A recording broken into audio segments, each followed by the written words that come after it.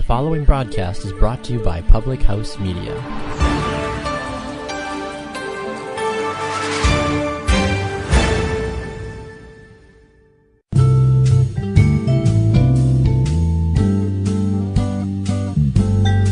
My tennis opponent wasn't happy with my serve. He kept returning it. Welcome to Completely Serious. That little number was sent to us by Rick Cherry. Thank you, Rick, for that catchphrase. Just in case you weren't paying attention the first time, it is Completely Serious on Public House Media. It's a podcast where we have fun and talk sports. I think that is our little slogan, our little catchphrase. We have fun and talk sports. I'm your host, Ryan Piers.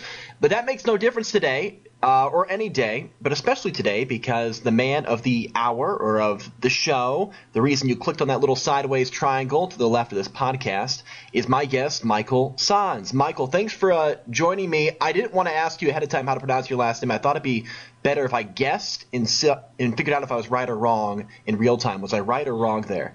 I'll give you a B+ for that. B+? Okay. What's the A+ way to say your last name? It's essentially science with a Z.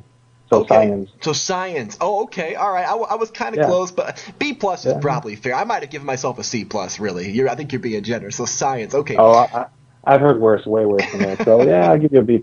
I grade on a curve. Oh, thank you. I appreciate that. What's the worst? What are some of the worst ways people have said your last name? Saenz. Okay. Saenz. I get that a lot. And sometimes they butcher my first name and call me Michelle. So you didn't do that, so you get a B+.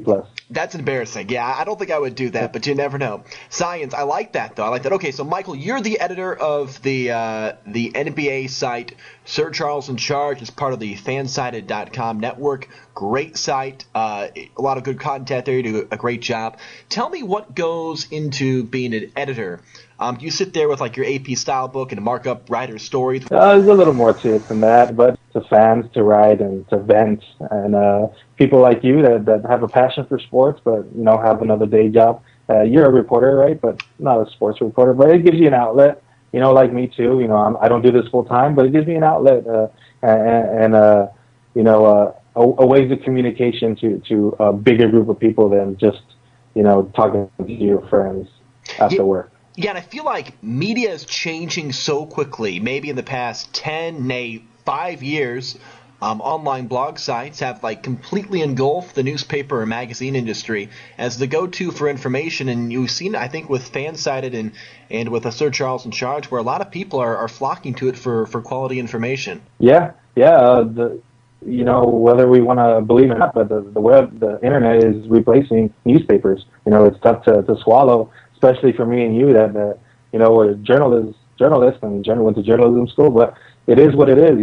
Everything's going online. We could see news from our hand, and it's the new way of the internet. You have to embrace it. I'm guessing you're like me. You wake up in the morning and you're not looking for the newspaper. I'm going to go to my phone and catch up on what I missed overnight. Yeah, well, to take it even a step further, I just get the notifications. The news. From either Bleacher Report or, Fansided, I'll get a notification, and if it's something of interest, I'll write it up or send it out to one of my writers to get it going, There you go. My issue is that data limit thing. I'd love to have those notifications, but I'm out in the wild outside, and I get that, and then I get charged an extra $20 from Verizon. Do you agree with everything you read that is sent to you? Or are there times where you're like, wow, that's the dumbest thing I've ever read in my entire life? Publish. Maybe not dumbest, but there are some things that make me cringe. They make me go, oh, should I publish this or not? But I usually like to allow the writers to have their own voice and to carve out their own niche. So I don't try to change much, but I do give them a point or two if they're a little off, and I know that it's not going to go over well with our audience. Oh, that's a good way to do it. A very strong but careful hand there. That's good leadership on your part. Yeah, well, thank you. Yeah. I'm only as good as my writers.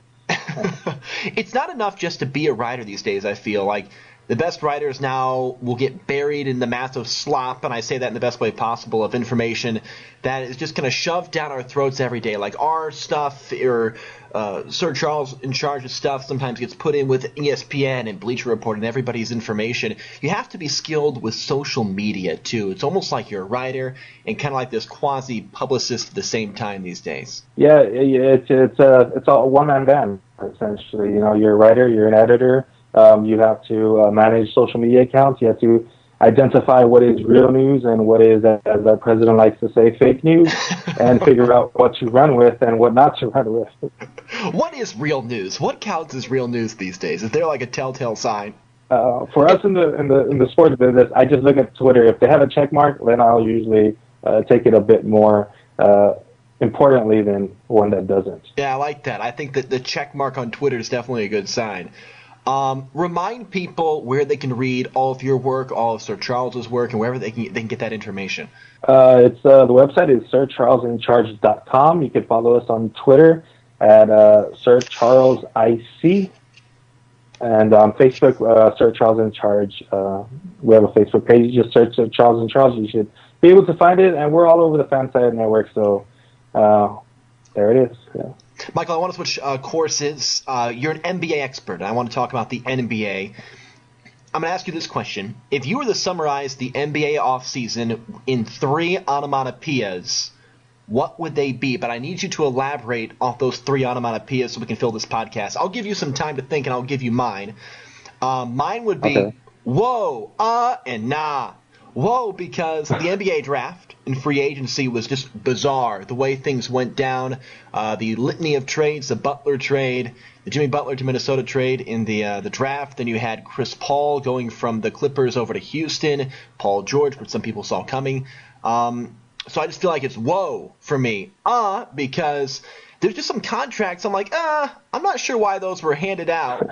And then nah, because I'm just not into LeVar Ball. I feel like he stole the spotlight, and I'm just nah for him. You know what I mean? Something like that.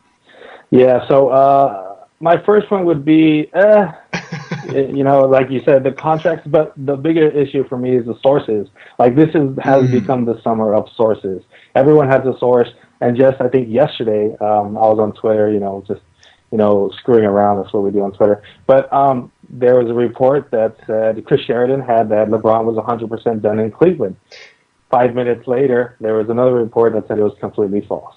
It basically wrapped up the summer, So sources. The summer of sources is what we'll remember this as. Yeah, and that really is a microcosm of the summer. And when you think about like some of the big free agency moves, even the Gordon Hayward signing for Boston, I wasn't sure if I believed it right away, just because people are citing sources which are usually accurate, but you just don't know. And you just mentioned a good point with LeBron.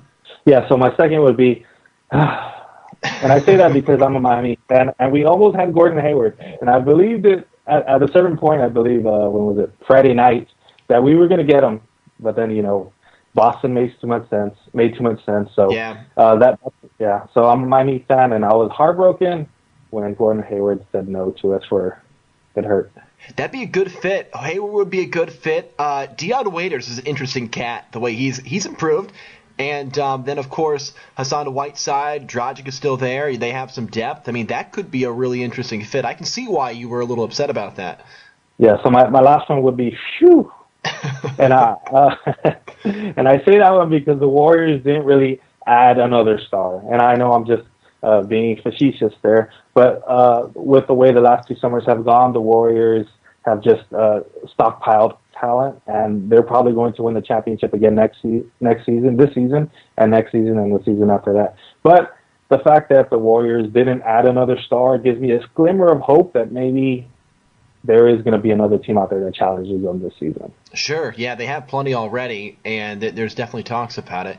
I always find it fascinating that people are talking about the NBA so deep into the summer. I mean, you don't really see that for baseball or hockey. You don't see it for those 2 sports. And football, even to an extent, I don't think you see it like you do with the NBA.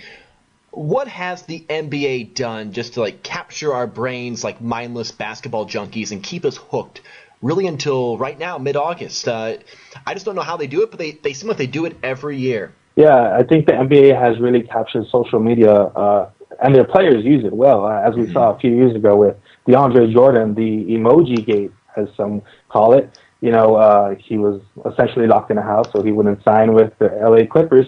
But this also really began in 2010 with LeBron's decision. When the decision happened, and it was kind of at the point where Twitter, that the NBA just ran with it. And in the summer, it's player movement. You don't see a lot of player movement in the NFL.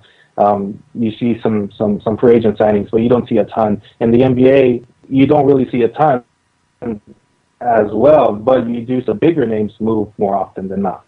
And it started in 2010 with LeBron James doing that move. Yeah, I agree completely, and I think you bring up the kind of the beginning of it. The first example of this massive Twitter summer was 2010. This is just popping into my brain right now, so this might be a completely ridiculous point on my part. I haven't really thought it through. I'm just kind of spitting it out. Is LeBron James is he what Michael Jordan was to shoes? Is LeBron James to social media in the NBA? Like, he's almost given people and players this platform to kind of do their own thing, kind of what Michael did, I guess, maybe with shoes and clothing lines. Maybe I'm off there. I'm not sure.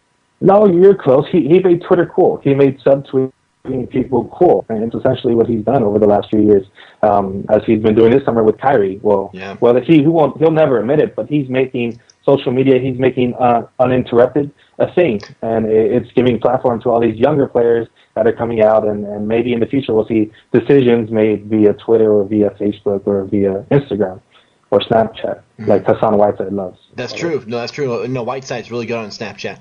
I thought this would be fun. I think as journalists we have so many questions for athletes, especially NBA players, because they're so public. Like you said, they're on social media. They're all out there in front of us. But, of course, we never get to ask. I was going to give you a couple names of NBA players, and I want you to tell me what you would ask that player if given the chance. So I've got a couple. I didn't get the boring guys. I got a couple characters here. So we'll see what you would ask them. The first guy is the reigning MVP, Russell Westbrook. What would you ask him if you had the chance? Is his beef with Kevin Durant real, or is it a show? I think that's fair. And I hope he's taking honest there. Yeah, I was thinking something like that, or fashion. I'm not sure. I think that's a great question, though. I don't know. It's tough to tell sometimes if it's legit. I mean, there was that moment in the All-Star game where there was an alley-oop that kind of signaled, hey, maybe they're together, but I don't know. It's interesting. Yeah, it's like the ESPYs night when Durant was supposedly mad, but he was also in on the joke. Like I think a lot of these NBA players are in on the joke. Sure. My next name is Draymond Green. What would you ask Draymond if you had the chance? Draymond Green. Did he really kick on? Does he kick people in the crowd? Yeah, the crotch. Yeah, the crotch. Is that something that he does purposely or unintentionally? I think that is the question, and it's so tough to tell with just watching it on TV. You really would have to ask him. Yeah, I mean, I play basketball my fair share of times, and I get mad occasionally, and sometimes I'll drop an elbow or let a pass go where it's not supposed to at times. So, and he's a reported hothead, so I mean, it's not out of the realm of possibility. You would hope one man wouldn't do that on purpose to another, but you just never know. I want to go. I know you're a Heat fan, so how about Dion Waiters? What would you ask him? Dion Waiters, does he really think he's Kobe Bryant? Because when he's out on the floor, like, you hear that these athletes have insane egos, but with Dion Waiters, you see Dion Waiters playing, you're like, how does this man think he's on the same level as Kobe or Dwayne Wade? Like, it's really interesting. If Waiters thinks he's Kobe, then I want to test him to see if he had a lobotomy at one point, because that's crazy. Oh, he's gotten better. Dion is not what Dion used to be. He's a legit player now. Absolutely, but I was nervous this offseason. I kind of secretly didn't want him to resign in Miami, but when we struck out on Hayward, the proof was in. Yeah. The next name. For the next 4 years, and turn into that Cleveland player. Next name, sorry, I think I might have cut out there just for a second. The next name is DeAndre Jordan.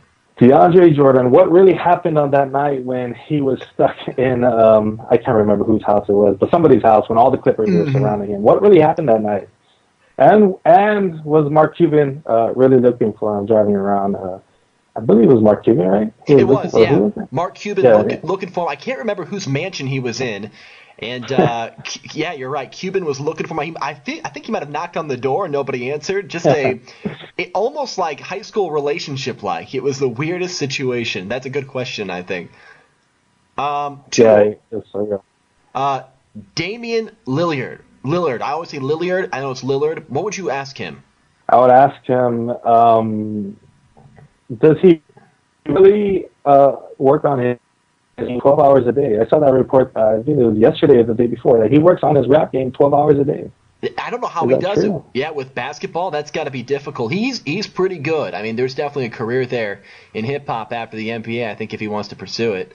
But 12 hours is a lot of time to be dropping beats and making rhymes. I guess with the offseason, better than stirring up trouble, I guess. That's true. Last one, maybe the biggest character in the NBA, Lance Stevenson. Oh, Lance Stevenson. How scared was he of Udonis Haslem during the 2000, I believe it was 12 or 13 Eastern Conference Finals? There's just a backstory you might not remember, but I'm a Heat fan, so I remember all these little anecdotes. So it was Lance Stevenson was on the sideline, and he was doing the choke signal to LeBron James.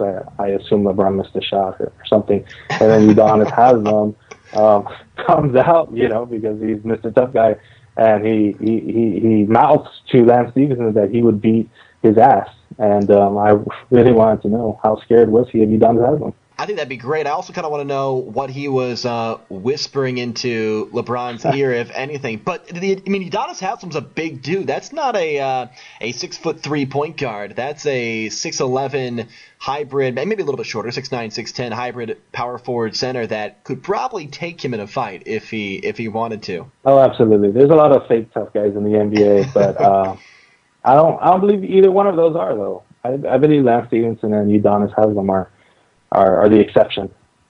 Well, Michael, thank you so much for jumping on the podcast. I appreciate it. I'm going to try it one more time. Michael Saenz. There you go. All right. I got the A+ there. Okay, not bad. Well, thanks again. We appreciate it. That was Completely Serious on Public House Media. Talk to you later.